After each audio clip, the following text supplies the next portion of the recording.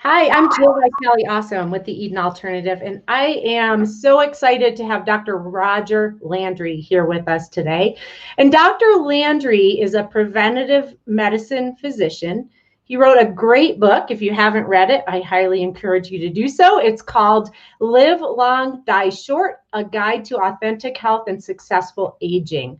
Dr. Landry is president of Masterpiece Living, which is a group of multidiscipline specialists that partner with communities and individuals for continued growth and healthy aging. And Dr. Landry, went to Tufts University and Harvard University. He is one of my favorite people. He's a great visionary, and I had the great opportunity to work with him at a community, a life plan community, where we had a really strong cultural foundation with the Eden Alternative. And then we brought in Masterpiece Living, and wow, things just really blew up with potential and just great things happening. So thrilled to have Dr. Landry here with us today. Dr. Landry, did I miss anything with your introduction? I could go on and on. No, you missed the part that you played in all of this, which was enormous. But I am, Jill, I relish the opportunity to speak with you under any circumstances. So thank you for that. Well, thanks for being here with us. And so Dr. Landry, a lot of people in our audience, some people may know what Masterpiece Living is all about, and there'll be a lot of people that don't know, what the foundation, that study that all of your work is based on. Would you talk a little bit about that? Well, I'd be happy to, Jill. We like to think that our pedigree is a good one and that we're living up to it. The MacArthur Foundation in Chicago, when Jonas Salk, in fact, was on the board, thought that it was time that they should study aging, study those who seemed to do well. We certainly had done a lot of work on how to respond to challenges and to make life a little better for those who were having difficulty, but we hadn't studied why is it that there were some people who just seemed to keep going and going. It's not that nothing would happen, but that they were able to bounce back. And so they did that for 10 years. My brother was with the MacArthur Foundation at the time. He was their CFO. And he happened to have a conversation with Jonas after they got the results. Now, the results were spectacular in the sense that it smashed all stereotypes that we had previously had of aging, which was, as you know, was about decline. And ever since the Industrial Revolution, we've marginalized our older adults and just had low expectations. And most of that was a self-fulfilling prophecy. Well, he found that these people who seemed to keep going, it was really about lifestyle. Lifestyle was the major determinant in how we age, not genes. That was a big surprise. And we learned that those who had meaning and purpose, were socially connected, and continued to grow physically and mentally, these were the people who just seemed to keep going and going, able to bounce back, able to be resilient. And they made the term successful aging of that. Now, my brother, he eventually left the MacArthur Foundation. They all have to turn over after a while. And he decided to do what Jonas Salk said, he recommended that he do when they were sharing a cab to O'Hare after these studies. And he said, Larry, someone has to apply what we've learned. If it just sits there as information, it's going to do no one any good. So someone should apply, and my brother asked him a few questions. And so a few years later, my brother put together a group from senior living, from academia, and he happened to reach out to me, and it was a very good time in my life. And so we started to explore this. This was way back in 1999. And it ultimately led to what we thought might work, and we tested that for a few years. And under the guidance of Robert Kahn, who was one of the co-leaders of the 10-year-long study, MacArthur study. And under his guidance, we got to a point where we thought it would work, and we launched it and started partnering with senior living communities, where Jonas said we should begin. And that's basically what we have been doing now for quite a while, having 70 partners or so. And as you know, Jill, firsthand, one of the communities you were with were one of those partners. And it's only as good as the partners. It's only as good as the partners' commitment, the community's commitment to this. And it's just a marvelous thing to work with such communities. Yeah, it always is about, it's always about culture and leadership, right? It always is. And I want to just kind of circle back a little bit. Well, first I want to welcome everyone who's joining us. And please use the comment section of the post to ask questions. Let us know you're here, add your thoughts to the conversation. If you ask any questions, then Dr. Landry will answer your questions. So I encourage you to do that. I wanted to circle back to I just remember, well, I remember hearing you speak and learning about the study that was done. And it really dispelled all these myths and that we all, I think, have in our heads that, you know, the way that we age is predetermined by our genetics. And the study found, right, that only 30% of how we age is genetics, and 70% are the choices we make, right? Absolutely. In fact, as we get older, that 30% becomes even less. So that was a big deal, Jill. You were just a kid in kindergarten when all that came out, but but it was very well, as your book title says so well, this was very disrupting for our beliefs of what it was to age, and it significantly changed our expectations and made us get a little, those in aging services and as a society, to start to say, well, wow. If you really look at societies before the Industrial Revolution, older adults were a big deal. They guided, they were the seekers, they were the providers of wisdom, they guided the society. It was a blessing to have older adults. And yet since the Industrial Revolution, had wandered away from that, and they were more of a burden, accounts payable, so to speak. This was an excellent study. Absolutely. And Lexi just added a comment, and it was actually what we were going to talk about next. So I would love it if we could pull that up, that it's not just choices we make, it's also our privilege, our access, and our environment.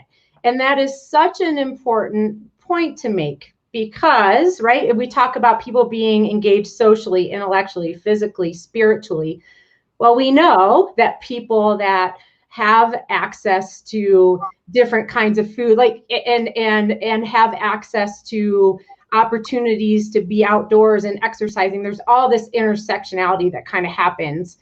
And the people that don't have access to the opportunities for that don't have the chance, the opportunity like other people do. And so that is such a critical thing. And if you would speak to the fact that you work to help individuals understand, but also policy change, right, is a big part of what you do so that more people have access. Well, that's a great observation, great question. And, we know in preventive medicine and public health that people of a higher socioeconomic status, education and finances basically, tend to be healthier. And we've been able to figure that out. It's pretty intuitive. Access to healthcare, access to ability education, and knowing the right things to do and being able to do that. And so that's all very true.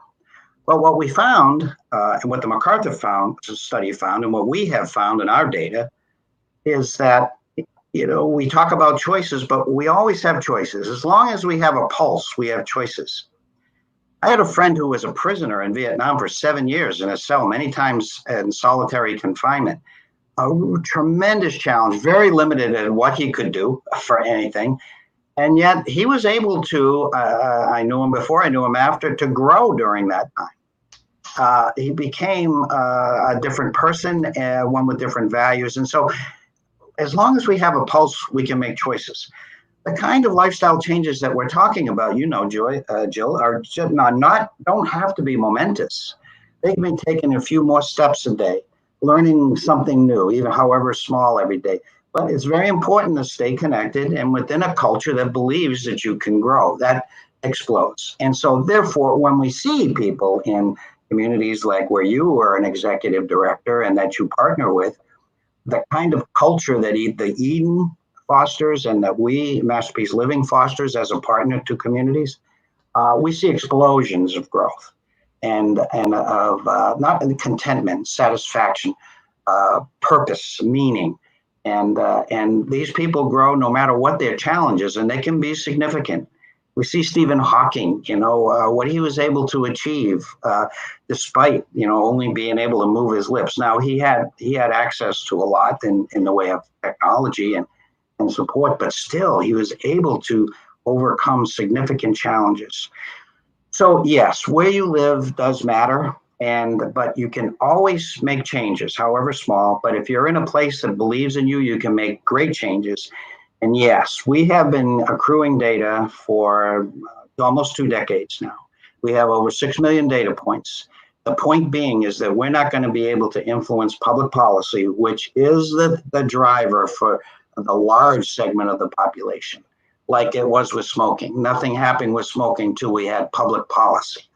And so we want to do the same. You want to do it, we want to do it. And people like Bill Thomas, who founded Eden, and others out there are doing it. And in concert, I think we're accruing some data that was going to knock some socks off when we get people to finally listen, and will make it a whole lot easier for everybody to age in a better way. So maybe we could talk a little bit about some of those. So the 4 components, I said 4 and I put up 5 fingers, but the 4 components, right? Social engagement.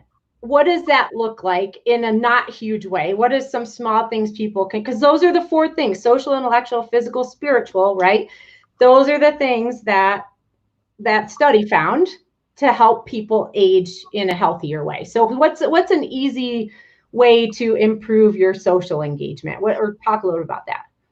Well, the MacArthur Foundation defined it as having a network of friends, being part of a community, and having meaning and purpose in your life. They lumped it together in their study. We tend to draw it out, and that's the other S, which is spiritual and has to do with meaning and purpose in your life. But social connection is absolutely critically important.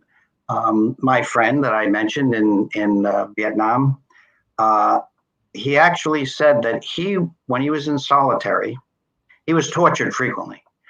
When they came to get him to be tortured, he admitted to me privately many years later, I was kind of happy, because although I was going to be in there to be tortured, which I didn't like at all, being alone in solitary confinement was much more painful than the torture. That was something that is probably the most profound statement that has made me realize how important this is. We are social creatures. We have always been social creatures. We would not have survived had we not banded together as hunter-gatherers. Never would have survived in a hostile world. And it is in our very DNA. At a time like this, I think we're seeing people who are manifesting some aberrant behavior, some severe loneliness, depression, when they cannot connect with others. And technology has certainly helped there. But the easiest way, I think, is, and there's a couple things that is a good place to start. One is to be able to forgive people for anything that they may have done. Forgive them for their faults. No one's going to ever be perfect. We're messy creatures, and it's being able to overlook that and see the good in people. Secondly, is to give up the need to be right. This is a huge barrier to relationships, friendships, being connected to others. And we see it more than ever, I think, now with social media and in our society. Those are 2 core things. But how about, since we have technology, how about reaching out to some people who were dropped out of your life for one reason or another? It didn't have to be because of arguments, but even then, to reach out, find out where they are. I think I know I have been very surprised at the welcome that I received. During this time with COVID, I have been gathering together friends for Zoom calls and happy hours, and as many people have. And although it's not a substitute, a perfect substitute, since we need to be face to face, that's what's built into us as a DNA, because that's where we learned it. But it is tremendously helpful, as this is, to be able to see your face, see you nod, see you smile, see the Jill that I know, and I can picture you in real life, And so it has some value.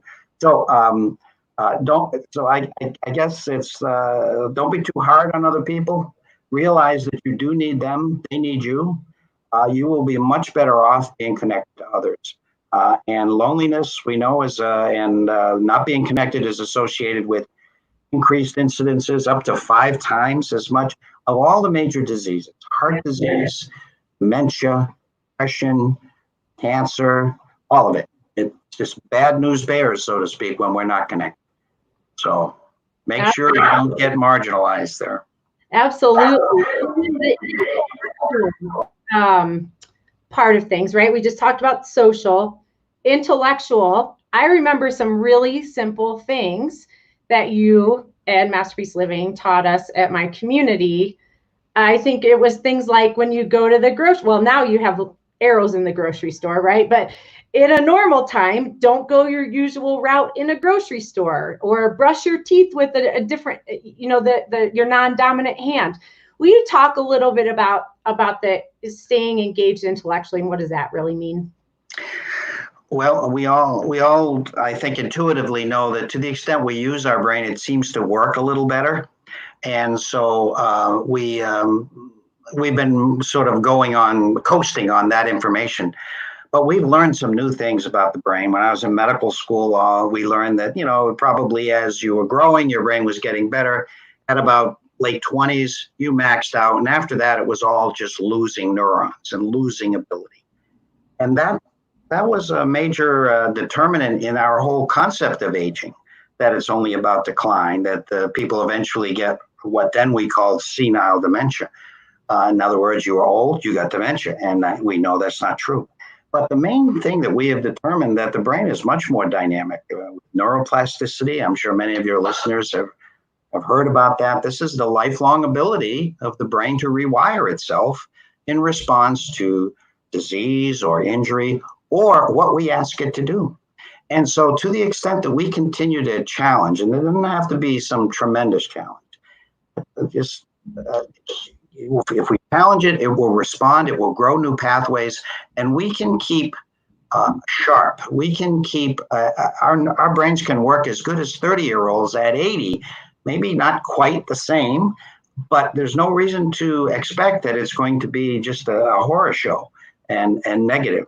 And what do? You keep moving, because the blood flow to the brain is important for growing these new pathways, and you'll learn new things. And as you said, Jill, that can be French, or that can be Chinese, or that can be the guitar, but it can be something as small as, using your opposite hand, getting lost, and we have GPS that can find us now, trying something new, scaring ourselves, getting out of our comfort zone, all great things, and easy to.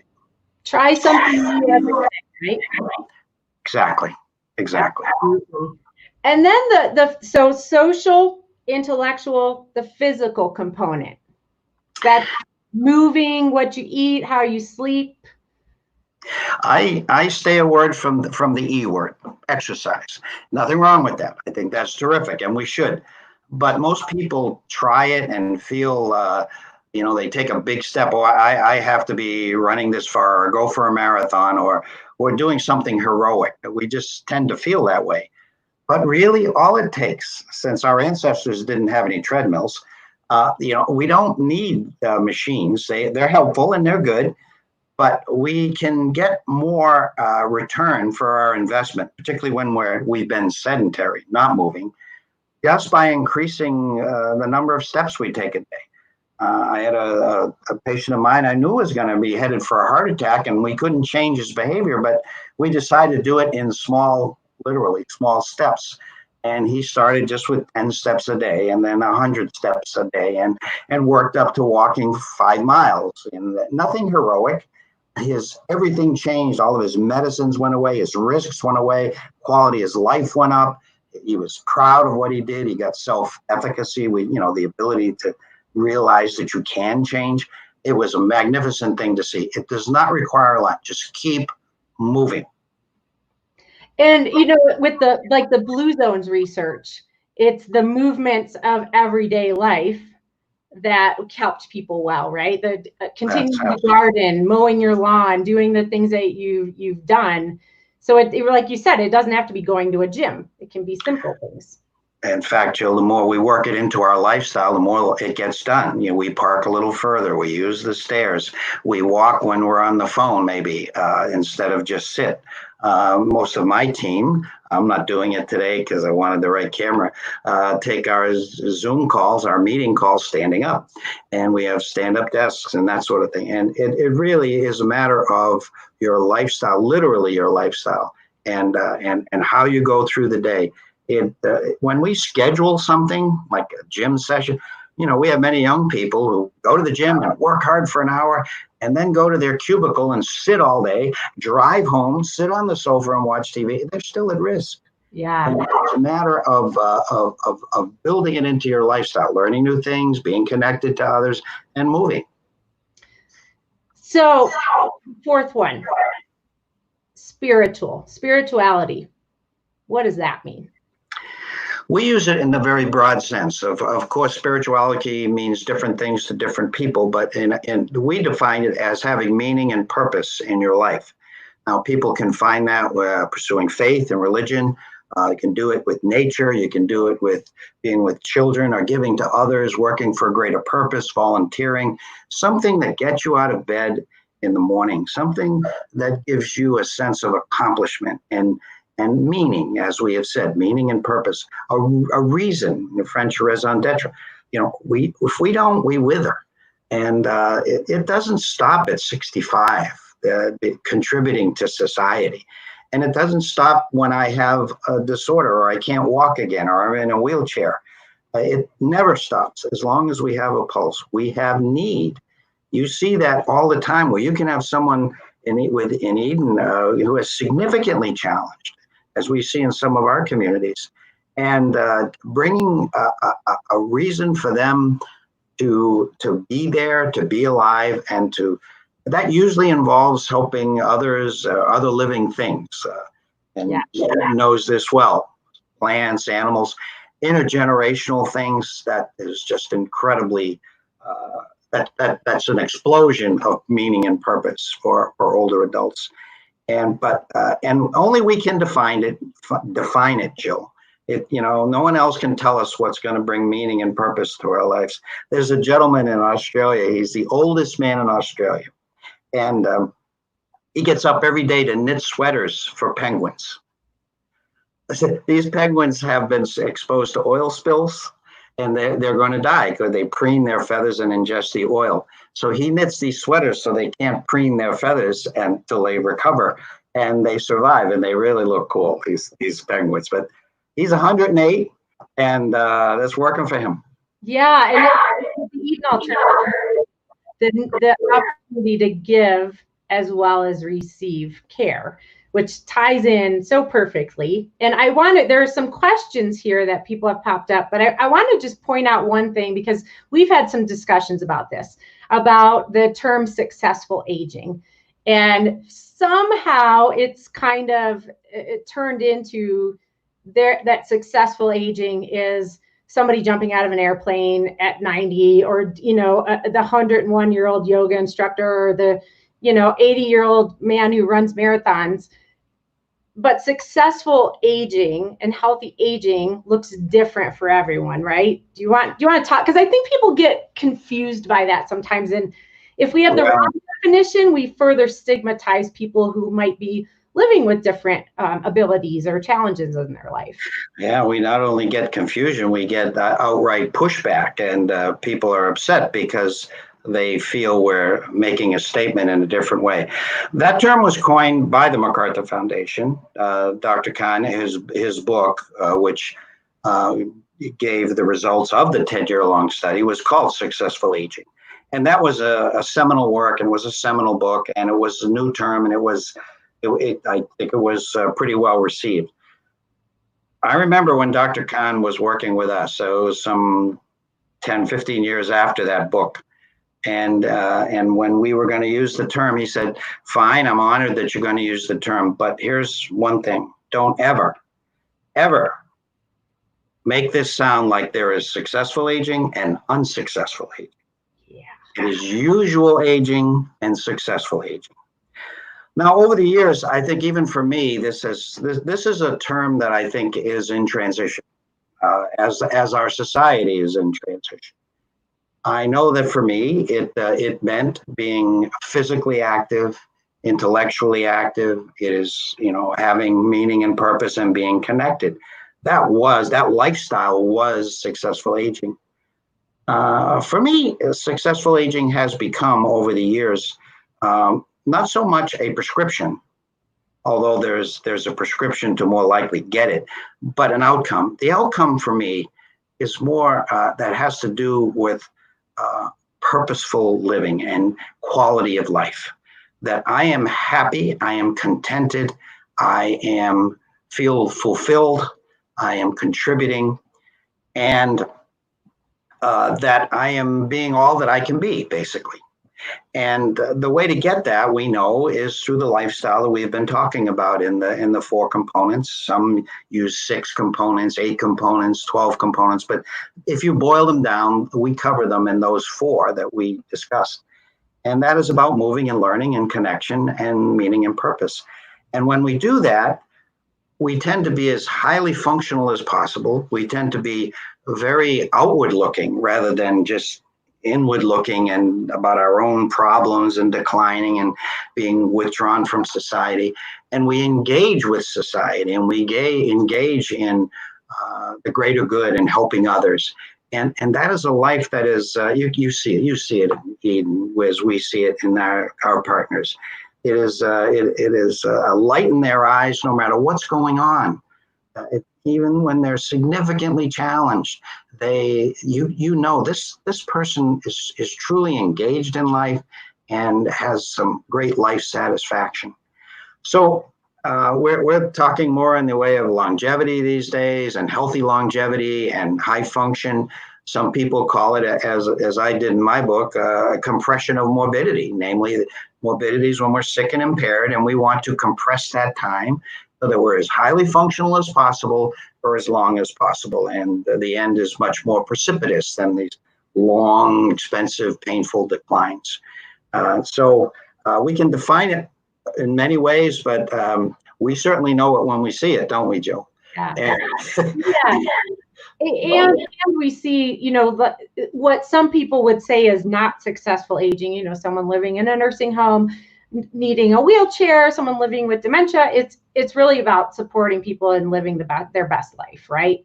And it looks different. Your whole concept of care partners, I think, outlines this beautifully, because if someone does have significant challenges, they may need a little help and care, but that doesn't mean that it's a one-way street. Right. This is a partnership, and it's about continuing to grow as long as you have a pulse. Absolutely. And Mel just put in a comment that part of successful aging for her is embracing her own aging. And that's a big, big part of it, isn't it? I believe so, because, well, first of all, this was the norm for most of the time humans have been on Earth, and we still see it in the blue zones, don't we? Where in Okinawa, one of the blue zones, if you ask someone how old they are, they'll lie to you and say they're older. Because to be old in Okinawa is to be not only revered, it is to be as an essential part of the society. And someone who is important in the society, guiding that society. The society respects them, and they in turn have a duty to give back to that society. So, I mean, that is a cultural thing that we still have to work on. But the whole idea of not accepting your age, I mean, that's like not accepting that you need to breathe, or not accepting that you will someday die. I mean, this is built into our mortality and into our very nature as creatures, and that is a prescription for unhappiness. And you can go to plastic surgeons and do a lot of things, but ultimately, and maybe even more so when that happens, we have to face the fact that it is what it is, and let's make the most of it, and let's continue to grow, and let's continue to contribute. So, Embrace it. And why it is a privilege to grow old, truly a privilege. Yes. I, especially during these times, there's so many people who do not make it to older age. So it is a privilege. And we want to look our best, and we want to be our best, and we want to do our best, but we have to accept that in time, our best may not be what it was at 20, but that's all right. It's our best. Yes. Well, and we talk so often about the aches and pains and the physical changes that happen. We rarely talk about the gifts that come with every passing year. So it's really important that we do that. And thank you, Mel, for bringing that up. So Laura Beck had a question about what are you learning at Masterpiece Living right now regarding how you can best support the needs of organizations and individuals during the pandemic. Any surprises? There were some surprises. I think we would have listed them in any predictions that we would have made. However, the strength of them, the enormity of them, was a bit of a surprise. We are, you and I are all about building community, living in a culture where we are supported by others, and we know that it's important to be connected to others, and we build a culture that believes in the potential of everyone, no matter what. And so this, for senior living communities in particular, because as you know, they have been hit very hard, very high risk patients there, people, not patients. That's the physician in me, sorry. But very high risk residents and people who live there, and the people who work with them. And so it has required, in many cases, a pretty disciplined approach and pretty stringent approach to protect the entire community, the workers as well as those who live there. And so life has changed drastically for many of them. And they are feeling the loneliness that many of them feel is quite profound. And we set out right from the beginning expecting the need to stay connected, but little did we realize that this was going to be a profound problem, challenge. And so we have been doing many things with technology, with resources, with lifelong learning, providing it to the communities. And many of the communities are doing just magnificent things to reach out to people in one way or the other, balconies and hallways and continued learning. Those who don't have in-house TV channels have a real challenge in trying to get to their residents. It just outlines how profoundly we need each other and how profoundly we need to be in a culture that supports us. And I don't mean in a just one way supports us. I mean that believes in us, that believes that we can grow and do things no matter what. And when that fades away, or when the connection to others, especially our greatest generation, connection for them is being in the same room. And that's what's most important. And so it has certainly been a drive for many of that generation to become acquainted with technology, and they appreciate it, and they have learned new things, neuroplasticity and literacy, that, because indeed, I have for many years said that if we're not at least basically familiar with what technology can do, we are going to be functionally illiterate very quickly. Yeah. That's all of us. And so I think this was a little kick in the pants that was indeed true. I think that it was a generation that was used to suffering as a group, used to a shared experience. And so I think that they were able to do what was needed to do, and I don't think all that many pushed back. I think it was something we knew it was important to do. And because they did it in the World War II, they did it in the Depression, they did it in other things. But when it got long, they began to suffer, probably more so than others. And it's back to our thing about ageism and wisdom. I mean, we have people who are being protected. I mean, I'm it's a good term, but it's also, can be a bad term. We're keeping you in a bubble because we don't want you to die. We don't want you to get sick. But in this bubble were people who went through the polio vaccine, the pandemic, who went through pandemics. Some even, they have to be over a century old, went through the, or at least heard their parents talk about the 1918 pandemic. But they've been through war, they've been through sacrifice, and there was a lot of wisdom there that I'm afraid we left untapped. We got to do better than that. Yes, and that's something that we're hearing from communities as well, is when you call upon the wisdom that comes with living a longer life, that the residents living in communities are helping the team members get through this, because a lot of younger people haven't lived through really tough times like that.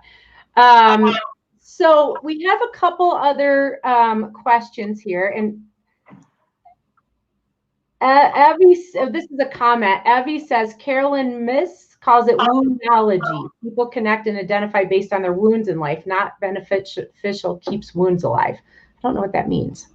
I don't know if Evie wants to pop in with an explanation. Laura said, how does your approach teach the concept of neuroplasticity and brain science angle to member organizations? How are they leveraging this information most effectively at the member level? Well, what you do best with Eden is your education and your training, making people aware. For most of these people's lives, they were under the impression that the brain did indeed only decline. And so the whole idea of that's not true, and that we can indeed grow new pathways, that is about reaching out to people so that they understand it, giving them good examples of it, and doing it in a way that it's not overwhelming. You don't have to learn a new language, or as I said earlier, or something really profound. There's great things that happen, and we can see it on brain scans, and we can brains getting heavier when we learn something like that. But we see it also with just small things. And so I think just first of all, educating so that this can happen, and then coaching through very, very small things. I know that you and many others said, let's just do this little thing. Let's write our name with our left hand, or the non-dominant hand. And that usually ends up with laughter, connection, and many things. And, we don't necessarily see a profound change then. But I think when they realize that small things like that do have an effect, and do make it less likely that, in the nun study, in, I guess it was in Minnesota, I think, and they studied nuns because they were living a long time. And when they did autopsies, when they finally died, they found several nuns with the tangles and the plaques of Alzheimer's disease, and yet they had no symptoms. Yes.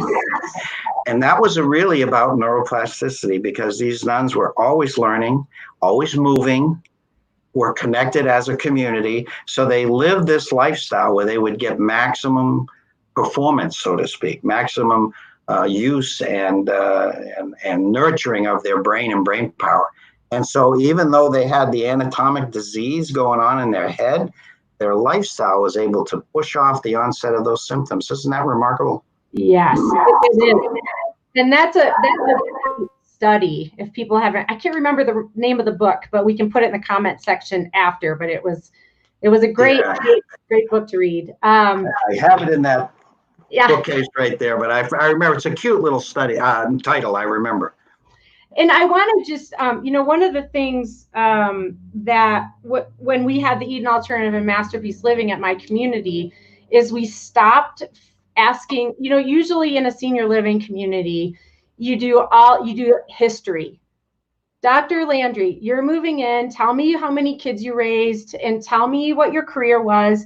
And we never ask what's next. And when we started asking, what do you want to learn next? People said, oh, what do you mean? Because nobody asks that anymore when you reach a certain age, right? And the other question we added in is, what gifts, what passions, what skills do you want to bring to this community to make it a better place? Bravo. I mean, right there, and again, it throws people off at first, but right there, you're starting to change people's mindsets. And what we saw at my community with those approaches is that, you know, when you look at the different components of healthy aging, successful aging, whatever you want to call it, the social, intellectual, physical, spiritual, you know, we would see people that were like, wait a minute, you're saying I can learn something new? So that means maybe I'm not afraid to go to yoga, right? Maybe Exactly. because I've never done it doesn't mean I can't do it. And maybe I should go and reach out to people, my neighbors who are different than me, and get to know them. And we had people learning, I mean, we had 90% of people learn how to use tablets. And this was 10 years ago when that wasn't happening. And they were like, I never thought I could learn this. And then it led to more exploration. And so it's kind of amazing just how you frame things. Absolutely. And what you were describing is also something that is it's profoundly moving, I think, for those who work with older adults when they see that aha moment that I can learn new things, that I am not done. Yeah, I remember that during the unfortunate time when we were getting a lot of terrorist bombings, that we had a number of our communities that were having class in Islam and about the Muslim religion. They wanted to know about this religion and how it might be linked to the thought process of these terrorists, and which is a remarkable thing, because usually that would be something associated with anger and hate and derision and not wanting to, but here they wanted to know. It is not a difficult thing, but it's a difficult thing to break through the barriers of multiple decades of not realizing that this is possible. And you know, the brain research for neuroplasticity is still relatively recent, and so these people have lived the majority of their lives with the view that the brain was relatively stagnant after a few decades. And this is where a supportive culture can be of so much help. Many people, you could tell them that, you know, as someone working with someone as a partner, you could tell them that, but it may not click, but they see it in their peer. Yes. Learning something new. And so that it's a community thing. And that's a beautiful thing to watch, to see someone who's right up to their very end are curious and are continuing to give and to learn. Absolutely. And Evie just commented there was something she brought up before, and she explained what she meant. And I think it goes back to what you were saying about forgiveness, but it means that we stay in a pained and wounded view of life based on past hurts and traumas. We hold on to our wounds rather than releasing them and learning from them to approach life in a more positive and healthy way. When we form new relationships based on similar bad experiences, we keep the hurt alive. Trauma cells tissue, and anything can trigger it. Excellent. I think this is really about compassion. I think this is the benefits of compassion, of you know, you learn from your bad experiences or from things that you see, you know, in your field, in my field, and in the military, and as well as in medicine. I've seen some pretty horrific things, and some people in great suffering, and it makes for you to be a better human being, better, more compassionate of the suffering of others, and more compassionate that no matter how great your life plan may be, it's not going to go down that way, and therefore for you to be compassionate, but also when someone maybe transgresses, as we said, with forgiveness, that we're able to value our connection to another human being more than a particular act or more a transgression. Or humans are messy.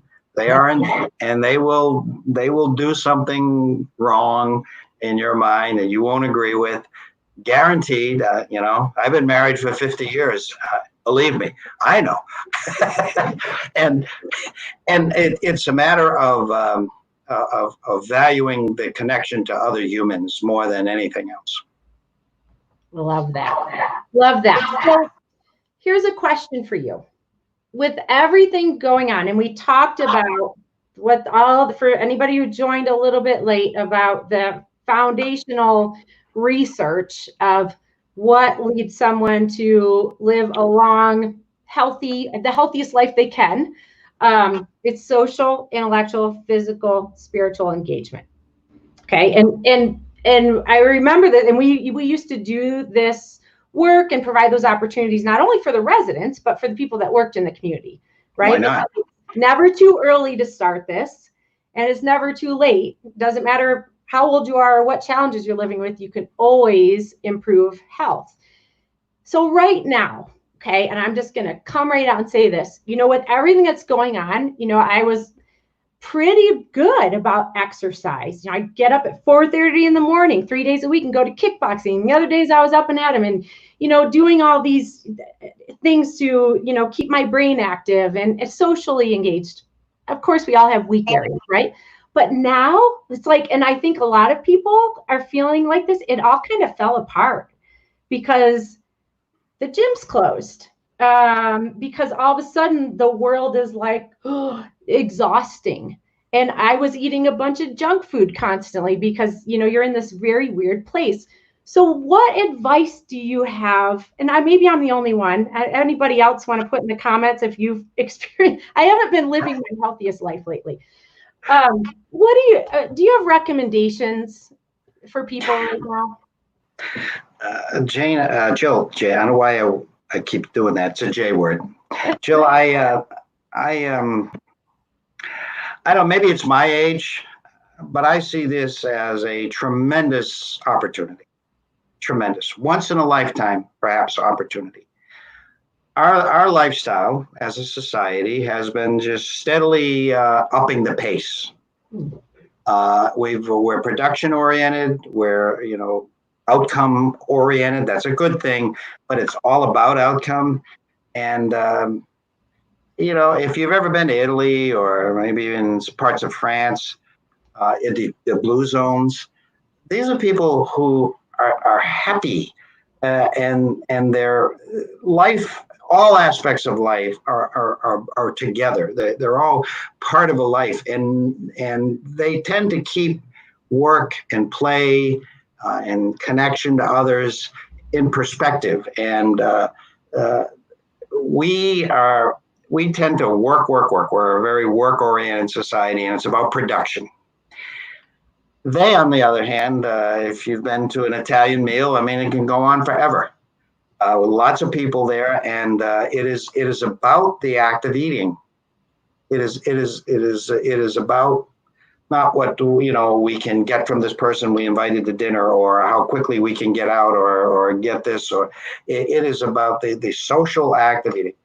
That is just one example of, this is an opportunity to take a breath in our lives.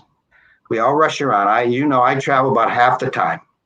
I have been home now in this house longer than I ever have in one stretch of time. That's 2.5 months.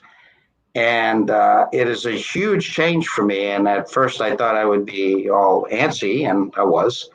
But now I'm beginning to see it's a tremendous opportunity to reflect on, we should live by what is important to us. I've been at the deathbed of many people, and you never hear, I should have made more money. I should have had a different career. I should have done this. It is all about a value system that's usually related to relationships and others and being connected. And I would think that's probably where this all would lead you. But this is an opportunity to say, what do I value in life? Okay. And how do I spend my time? Now, we all have to earn a living, but with Americans in particular, this has gone crazy. And so, yes, your schedule is disrupted. And I think it gives us the opportunity to be flexible it gives us an opportunity to connect with our humanity in a way that we could never experience before. Because again, most of the time we've been on Earth, we were hunter-gatherers, and we didn't rush around. We didn't do that. We worked together. We worked slowly. We enjoyed our time together, and it was all about a community effort. So it gives us the opportunity to slow down, reevaluate our values, and perhaps be able to formulate a reasonable plan as to how you do want to spend your time. I mean, you have to earn a living, I understand, when you are freed up again. This is, and the other thing is that this is one of the few really shared experiences that we've been able to have as humans. Yes. It could be an American thing. Even 9/11 was a little close, at least for a little while. But this is a shared experience with all humanity. I had a friend who was an astronaut, and when he looked down at the Earth and he saw it, he never was the same again. He told me, never. Just, this little ball down there, and knowing all humans, rushing around, messy as they are, and fighting, and he just saw life and we as humans in a different way. And so that was his moment where he reevaluated his life and what was important, and he restructured it a little bit. So give yourself a break. Okay. Eating brings us comfort. It's all right. I have a friend who, when the holidays comes, he said, I'm going to gain 2 pounds, 2.5 pounds, 3 pounds. That's okay. I'm going to do it. And therefore he enjoys it. I don't drink very much. I went to Italy and I said, I'm having wine every day. Their wine is not as bothersome and powerful than that sulfites, but it's because it's part of the culture. So give yourself a little flexibility, roll with the punches, reevaluate your life. Don't let this pass, this blessing of a time. Do not let it pass unchanged. I love that. To just go back to the life the way it was. I know we want to get back, but just to go back the way you were will be a travesty to have missed this opportunity. Wow.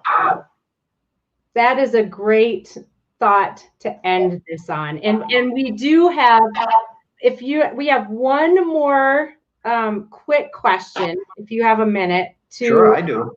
Answer Mary Willis's questions. To what extent do you think nutrition impacts healthy aging?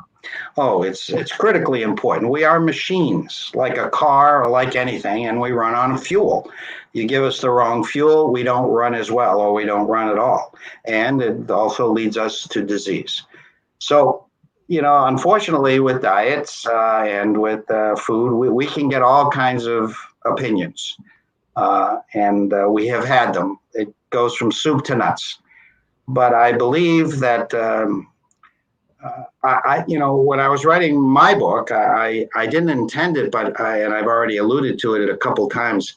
The way we have lived as humans for 99% of the time we've been on Earth probably has something to do with, what we need to be healthy and what we need to survive and what we need to be happy, because that's the way it has been forever. And what have our diets been for 99% of the time we've been on Earth? Fruits, nuts, vegetables, wild grains, fish, and small amounts of meat. That's all we could get because we weren't great hunters until we domesticated animals. And that, as you know, is the Mediterranean diet. So I understand there's lots of diets out there, and most of the time we're thinking about diets in the sense of weight loss.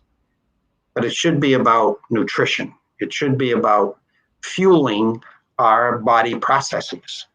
And since we as humans have been eating these types of foods for most of the time we've been on Earth, this is what our bowels want. This is what our muscles want. This is what our bodies want. And this is how we function best. Don't get me wrong. You've heard me say it. Life isn't worth living without chocolate, and ice cream and chips and things. But if we stay on a course that is basically a plant-based diet or a Mediterranean type of diet, we can do the sine wave around that, and we'll be fine. Thank you. Thanks for taking a minute to answer that. So, wow, thank you for being with us today. So we talked about social, intellectual, physical, spiritual engagement, and I do want to call back out that point you made about this time, right? Don't let this time pass unchanged. What a really impactful thing. I think I'm going to spend some time thinking about that. I know I am. Yes. Thank you for being with us today. Really appreciate it. If anybody wants to learn more about Dr. Landry or Masterpiece Living, the website is mymasterpieceliving.com. Thank you so much for being with us. Thanks to everybody for joining this conversation. And next week, I hope you'll join us as well. Next week is going to be fabulous, like this week was too.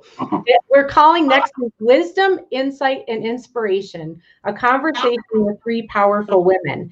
And we have Sister Imelda Maurer, Sarah Owen, and Verna Cavey, who are incredibly insightful women that are going to be talking with us. That's on June 8th. And on June 15th, we have Chuck Durrett, who is the architect that brought the co-housing concept to the United States. And he's going to be talking with us about community and how do we, I love the way he talks about co-housing is it's about having somebody next door that gives a damn, which really goes back to what we were talking about with belonging and being a part of a community. So I hope you'll join us in the coming weeks. Dr. Landry, thank you again for sharing your wisdom with us today. Jill, it was an absolute pleasure as always, and congratulations on your very important book. Disrupting senior living. It's not the full title, but that's what you're talking about. And I think our tribe is disruptors, and that's great with Bill Thomas and others. And continue doing what you're doing. It is good for all generations, and it's good for us as humans. Thank you.